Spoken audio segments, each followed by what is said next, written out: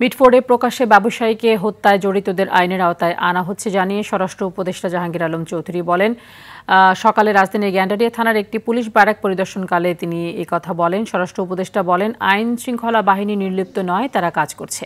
এ সময় আইন নিজ হাতে তুলে না নেওয়ার আহ্বান জানান তিনি। ঢাকা কাঠমান্ডু ফ্লাইটে বোমা গুজবের ফেক কল দেয়া নারীকে আটক করা হয়েছে জানিয়ে তিনি আরও বলেন, যার নির্দেশে ওই নারী কল করেছিল তাকেও শনাক্ত করা হয়েছে।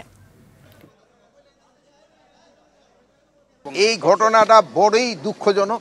অলরেডি 5 জন, গত রাত্রেও একজন ধরা হয়েছে, এর আগেও 2 জনকে হাতিয়ার সহ র্যাব ধরছে, 2 জনরে এই মেট্রোপলিটন পুলিশ ধরছে, আরও একজনরে রাত্রে মেট্রোপলিটন পুলিশ ধরছে। আমরা সবাই আপনাদের অনুরোধ করতেছি যেন আইন যেন কেউ নিজের হাতে তুলে না নেয়। কোনো ঘটনা ঘটলে এটা যেন আইন শৃঙ্খলা বাহিনীর কাছে জানানো হয় এবং আইন শৃঙ্খলা বাহিনী এইটার ব্যবস্থা নেয়।